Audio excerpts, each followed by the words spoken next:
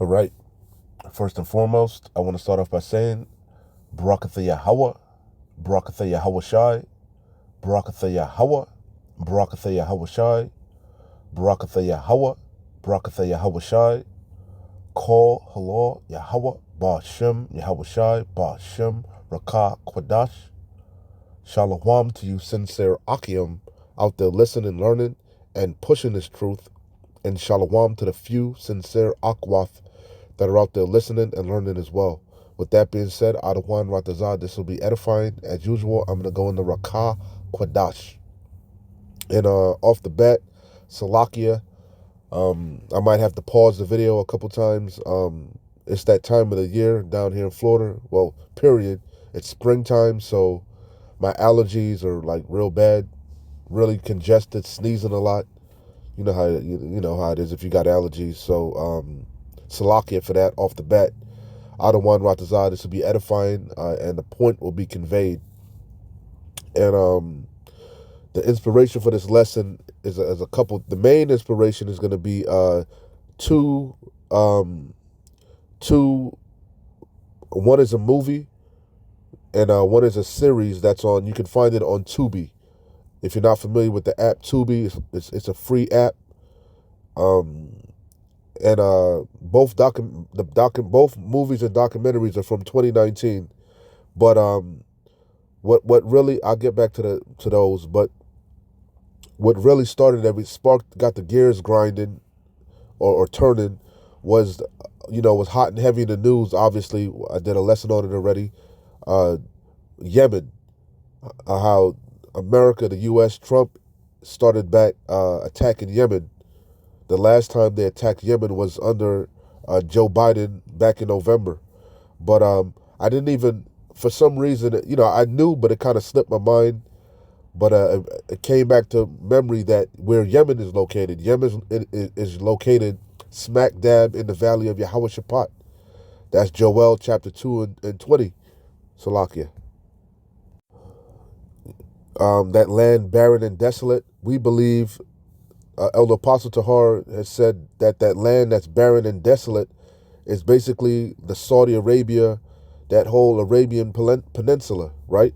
So I didn't even realize how close Yemen was to Saudi Arabia, okay? So that led me down a whole rabbit hole. And, I love documentaries. I love history. I like to get a better understanding of this theater of war, because that's all this is. This is nothing more than a theater of war.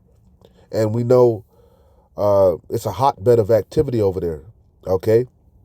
But I wanted to understand why, okay? And I started watching this. It's four episodes. They're about 45 minutes long. I highly recommend you go check it out. Gives you a further insight on Saudi Arabia and what's going on. The politics, how the country's laid out. You can see that it's a big desert, man. It's barren and desolate. Just check it out for yourself. Very good, but definitely must watch. Fucking 10 out of 10. Fire. Rival Princes of the Gulf. This is a movie, and it's after I watched the series, they recommended me watching this, and that shit, it's fire, man. It completely explains everything. The rival princes, what's going on? Okay, you got I know the dude in Saudi Arabia, the young brother, the young guy. He's I think he's MBZ. You got the one dude from Qatar, and you got the one dude from the United Emirates. Basically, the dude with the glasses and the young guy on the right, the two on the right, they're allies, and they're aligned against Qatar. Qatar is an ally of Russia and Iran. They're really a major ally of Iran because they supply Iran with oil. Okay, they have a oil thing in the Persian Gulf, and you see Qatar. Basically, the only Qatar borders Saudi Arabia, but it also is surrounded by the Persian Gulf, and they have a oil drilling thing or whatever out in the Persian Gulf, and they share it between Iran. Okay, so Basically, Saudi Arabia and the United Arab Emirates, they're allies. They're buddy buddy. Saudi Arabia, if you're not familiar with Saudi Arabia, again, you got to check out inside Saudi Arabia. Saudi Arabia is basically the holy it's basically the holy grail of the Islam, of that Muslimic religion, because of what, that cobblestone Mecca. Okay, so they have a major influence on that religion. Okay, but as far as wealth, remember they all three, Qatar, Saudi Arabia, and United Arab Emirates, they were poor, very poor. They raised camels, you know. But around 1973, if I'm not mistaken, Salaki again, around 1973, if my memory serves me correct, they discovered oil. Okay, and you had the oil. They call it the oil crisis, and of course, that brought major wealth to those countries. But as far as the country that has the most wealth per capita, it's Qatar. Even though it's the smallest out of all three of them, they're the most wealthy. Okay, and but anyway, I don't want to get to, do your own due diligence. I'm not the best historian. I'm not explaining it the best, but basically, a bunch of prophecies came to mind just by watching this. Okay, especially rival princes of the Gulf. Okay, I'll read a little bit of it. It says, between 2013 and 2015, three princes became the leaders of the Persian Gulf's main oil monarchies: Qatar, Saudi Arabia, and the United Arab Emirates. Right, and that's basically what it's going into. And it's going into it goes into how basically the United Arab Emirates and Saudi Arabia have been heavily militarized.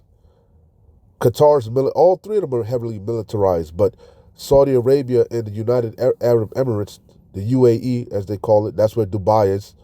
They're militarized based on the West, based on America. Okay, Qatar is militarized obviously through Iran and Russia, but when you dig deep and you check it out, it's cold how the movie ended.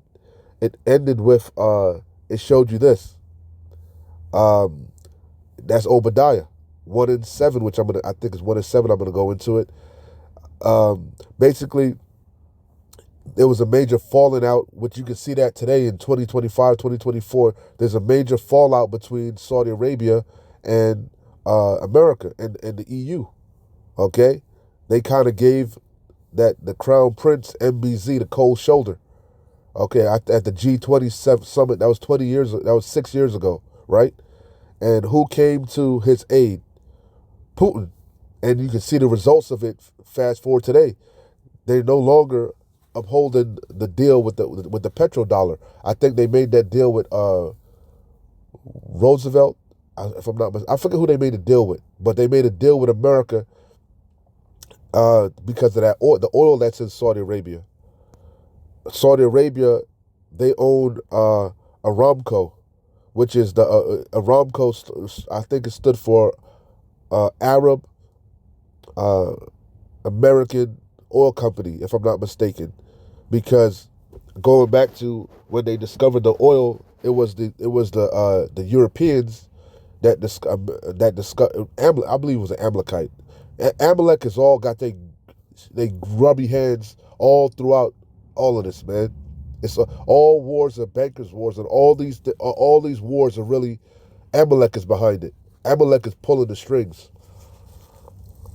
Okay, Slovakia. But anyway, if you know anything about Aramco is the largest oil producer by far in the world. That's why Saudi Arabia is so powerful. And according to that documentary, at one point it was 50-50 between Saudi Arabia and the Americans. But now they're saying nobody knows, but basically it's fully owned by Saudi Arabia now. America owns none of it. So that's why Saudi Arabia is so wealthy. But they also know that the oil eventually is going to run out. All three of them know that the oil is not finite; it's limited. So what they're doing, if you pay attention, because remember, this is a land barren and desolate. They're desert people. Okay, so what they're trying to do is build up look like the West. They're realizing that they're going to have to, for their economy, for their nations to survive, they can't just rely on oil. So they're trying to boost tourism. Hence, the United Arab UAE, Dubai. They're trying to attract tourists. But we all know what happened with in Saudi Arabia, how they whacked that guy Soleimani. I think that's that guy, the journalist. They killed him in they killed him. So that was a black eye. That's why the West distanced themselves from Saudi Arabia. It put a black eye on the Crown Prince, the MBZ. Okay, so I'm all over the place. Like I said, you just got to watch them for yourself. It's very edifying, and it complete. You can see how everything unfolded. Hindsight, it's beautiful to behold. Beautiful to behold. Long story short, I believe through the Spirit, Yahweh Bashim Yahushai, he's the ultimate chess player, and he laid a deadly wound under Edom, primarily you Babylonians, primarily America. They're all going back to the G20 summit that happened 20 years ago. You can see what happened on the back end. Now everybody's dumping the dollar. Saudi Arabia and United Emirates got highly militarized, all on the back end of America. But now they're turning on you. Okay? Now they're turning on you. Beautiful to behold, man. Beautiful to behold. And all those Arab, and if Saudi Arabia turns on you, basically that's it. That's your ass, because again, they're a stronghold in that Arab religion based on Mecca. Okay.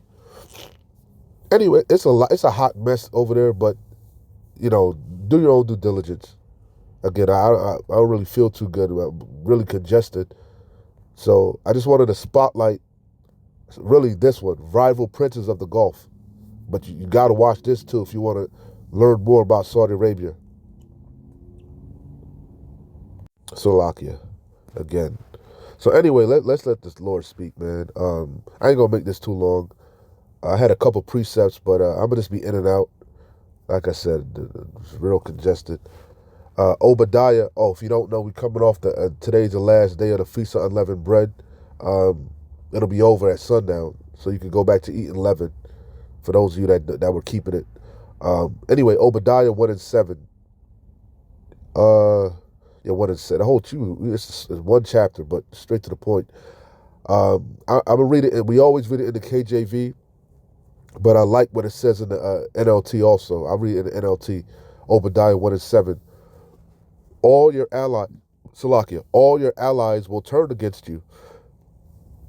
They will help to chase you from your land. And where are they going to lead you? To that land that's barren and desolate. We in them times. We're in them times. You're being driven into the valley of Yehoshaphat. And who's really, who's driving you there? Amalek. The least of the flock shall draw them out. Okay? When you check it out, Iran, Iraq, Syria, they're all allies. And they're allied to, their allegiance is Russia, China. They're aligned to the BRICS, and they're aligned against the West. Now you got Israel. Obviously, they're backed by the West, and allegedly Saudi Arabia and the United Arab Emirates. They're all allies. Okay, but what's been going on lately? Yemen, the Houthis have been bombing, attacking all them ships, and Yemen. There's been a major civil war in Yemen for years. Okay, and it's really between Saudi Arabia, the United Emirates, and Yemen. Okay, but the Yemenis are being supported by Iran. Hence why they're saying the Houthis are backed by Iran. And they thought it was going to be a quick war, but it's long and drawn out. It's a deadly war. You don't even really hear about it too much. But if you watch the series, they'll touch on it. Okay? And matter of fact, the West like the fact that the United Emirates, you don't never hear that side of the UAE. You know, they're highly fucking militarized, man. That's gonna be a bloody war, a long, drawn out bloody war. That's gonna be the meat grinder, and all you nations gonna be gathered down there. You can see it if your eyes are open. What was I saying? Salakia. Anyways, like I said, we in them times, man. It's not the time of peace. It's a time of war. We in war times. War times. Okay? And these three guys, they play a major part. They're going to turn upon you. They're all going to, at the end of the day, they're all so-called Arabs, which we know Arab means mixed. They're mixed people, but they're Ishmael and Elam. Okay? You got a lot of fucking small hats up in there too. As usual. His grubby hands are all through them nations, man. They all. Anyways. So anyway, go back to Obadiah 1:7. All your allies will turn against you. They will help to chase you from your land. Did I pull that, Joel? Salakia. I brought it out before, but I will, Joel 2:20, but I will remove far off from you the northern army, America, and will drive him into a land barren and desolate. That's Saudi Arabia, with his face toward the east sea and his hinder part toward the utmost sea. And I believe personally, when you go into that, that's going into the East Sea would have to be the Persian Gulf, in my opinion. That's east, okay? In my humble opinion. And the utmost sea would be the Red Sea. When you look it up in the NLT, it says the Dead Sea. But it's talking about this land between the Red Sea, the Persian Gulf, the Gulf of Aden, and the Arabian Sea. That whole land, the Arabian Peninsula, that whole area is going to be where the Valley of Yehoshaphat.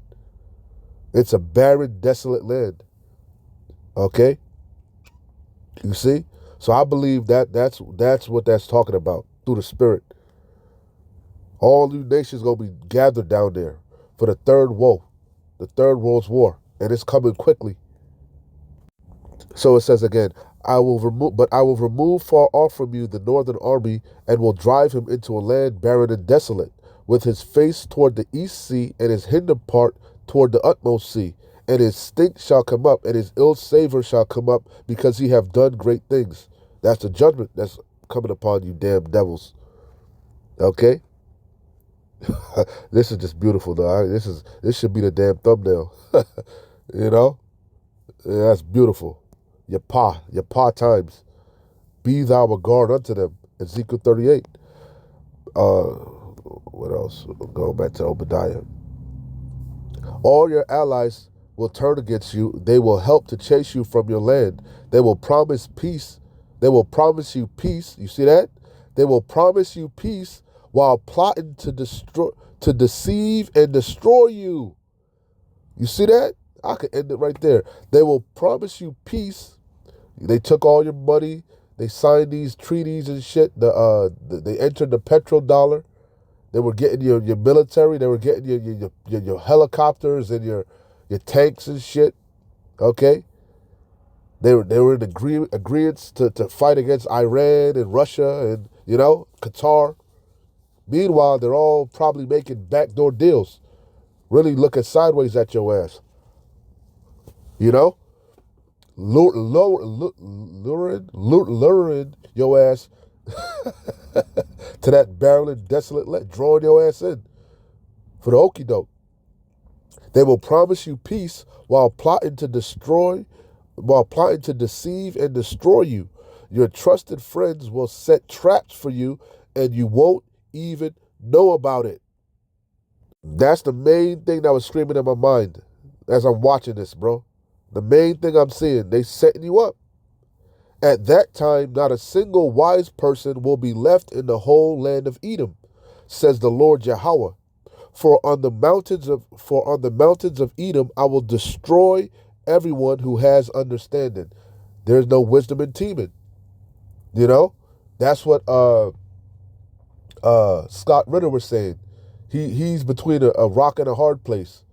You know, he loves Trump. He voted for Trump. He believes Trump is sincere, whatever. But he's saying everything he's doing is leading to the further economic and physical demise of America. He can't understand it. You know? But this is Yahweh Bashem Yahushai's movie. The king's heart is in the hands of the Lord. As the rivers of water, he turneth it ever whichsoever way he will. Yahweh Bashem Yahushai is mustering the host of the battle. He's gathering you to the war of Armageddon. And that day is hastening quickly. You Amalekites, you in a quagmire. You heathens, you're in a quagmire. You don't understand what the trap that's laid for you. You know? That's pretty much it. I had some more, but the main point has been made, man. The main point has been made. I had a couple more, but you know, we know them. You can see them. Look them up. Read them for yourself, man. Okay? And again, the main point is I wanted to highlight them to the inside Saudi Arabia and rival princes of the Gulf. Both can be found on Tubi. Rival princes of the Gulf, very, very edifying. Must watch. Must watch. All right? So I'm out of here, man. All right? Hopefully the point was made. Keep watching, keep praying, keep fighting, keep pushing. We're close. Shalom. Wa abad babal. Kwam Yasharallah.